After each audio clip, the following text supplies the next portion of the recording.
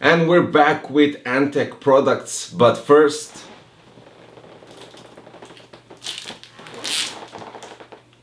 pure satisfaction removing this foil, definitely, without a doubt.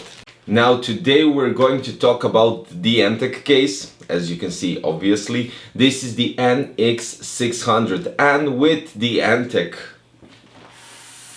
case we're going to have a power supply as well. So let's see the front. Now the front part of the case has, well, here on the left side has this carbon design, and it kind of looks really nice. I mean, it does fit cool. On top you have a power button, reset button, you have one USB 3.0, two USBs 2.0, and you have the indication lights as well.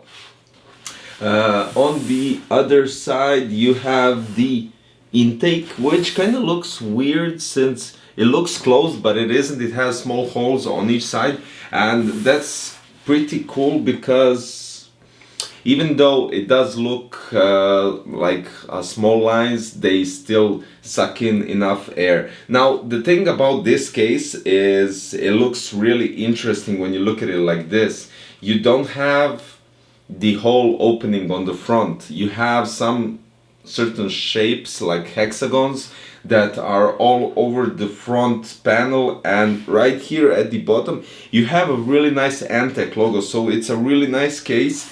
But when it comes to the power supply, we have here the ANTEC EARTHWATTS Gold Pro 550 watts, and we're going to check it out as well. Okay, so let's see, we have power supply only. Okay, the good thing about these cables, they are fairly flexible, so that's okay. And they're completely black and thin, so you could do a nice cable management even without extenders, but of course we're going to use extenders just to make the build look even nicer. So let's open the case and get inside and check out what do we have. Now, removing the tempered glass. The tempered glass on the other side also has foil, so we'll have to remove that. And here we go. This is the case, guys. As I said, front three 120mm fans, and I see a possibility for 140mm. But since you already have all of this, why do it? There's no need. Even if you want to do something special, you can place a radiator here on front. It has the support. I think you could go with 360 obviously, but you have to remove the hard drive bracket a bit inside to the power supply shroud. Here you have an opening for the cables, so you can nicely, you know, reroute the cables without all of them being seen. Let's go on the back and see the space for cable management. I see something around 2 centimeters of free space at the back, which is quite alright. And yeah, okay, this is something new. So I'm basically removing the back panel because they did something here, which is really cool. So yeah, this is really nice. You have a special compartment here that actually covers up your cables.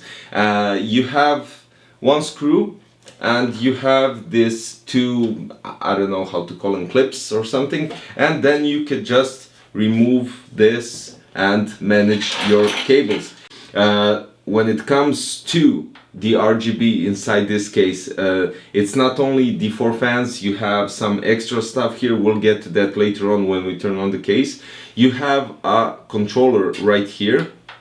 You have one here that goes for your fan. You have these are all ARGB, addressable RGB. You have the possibility to connect them directly to the motherboard, and you have the PWM connector here to connect for your fan speed. When it comes to hard drive space and SSD space, you have 2 brackets over here at the back for your 2.5-inch SSDs. Lower here at the bottom you have, these are brackets for your hard drive. You have 2 brackets for it, and yeah, I can see it here now. You can remove the hard drive cage a bit inside, so you can place a radiator on front. I mean, placing a 360 radiator in such a small case is really cool, and you get loads of space. Now the only thing, you do need a smaller power supply like this, so this is something like 1515 or something like that, since if you remove the hard drive cage a bit more towards the power supply, you can't actually manage too much of the cables. So it's kind of a bit very close to the cables, but I think you'll manage without any problems. As I said, you have the 3.0 USB, you have the HD audio. What is this one is for the front panel connectors. Now let's do a build in this case, and finally let's check out the temperatures and basically how the case looks when it's all lit up. There you have it, guys. Hope you liked the build that I did in the ANTEC NX600. It's fairly easy actually to build in it, and with all the holes on the other side of the case, you can do a fairly nice cable management. I mean, just check this out. The cable management is so nicely done, and not because of me, it's because they placed the cover on the left side of the case and gives the more opportunity to, you know, do a very decent cable management. And maybe for this kind of cable management there should be a tempered glass on the other side, so instead of just bragging on this part, you could also brag on the cable management that you did.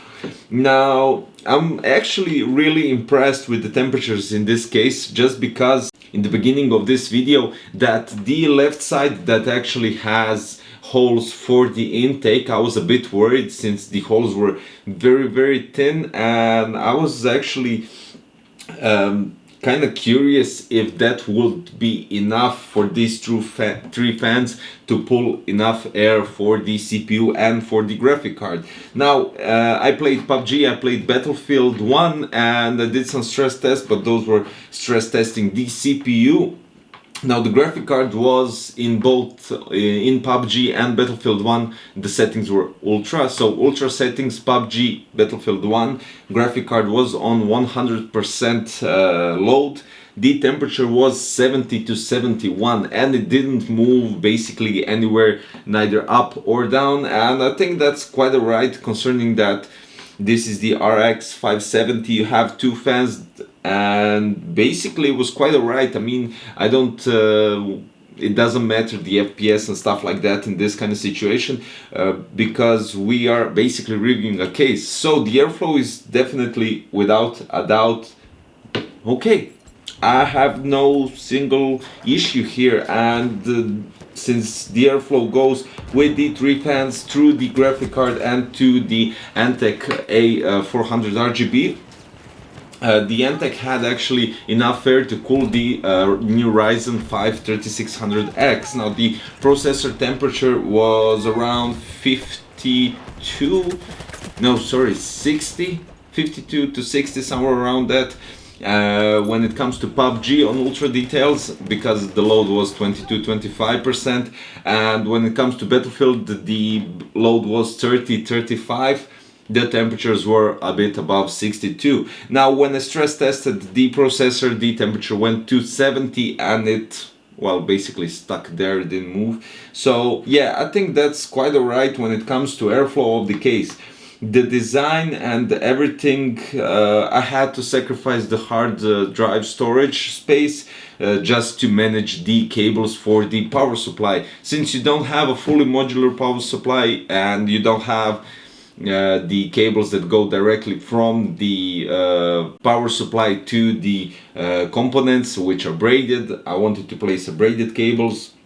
Basically I had to sacrifice, you know, to make a nice and decent cable management. Since we had the ANTEC EARTHWATTS Gold Pro 550 watts, which is quite alright for the RX 570.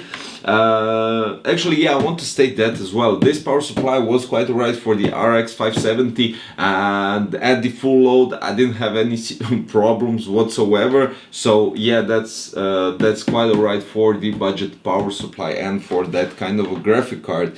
But they do state for the graphic card that it needs like 450 50 watts minimum, and as I said already, I always go 50 to 100 above the minimum requirements, just in case.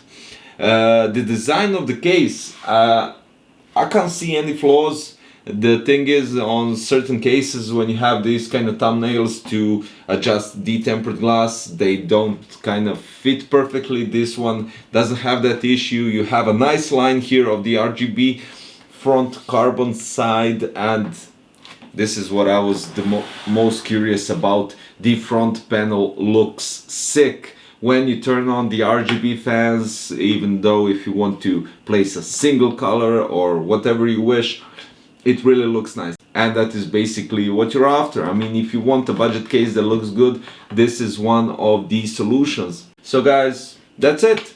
I'll put the links below for the power supply from ANTEC. This is the EARTHWATTS Gold Pro 550 watts, and this is the ANTEC NX600. So yeah, if you like, check it out. Don't forget to click the links below, and of course, like and sub, guys. Click the bell button for future videos.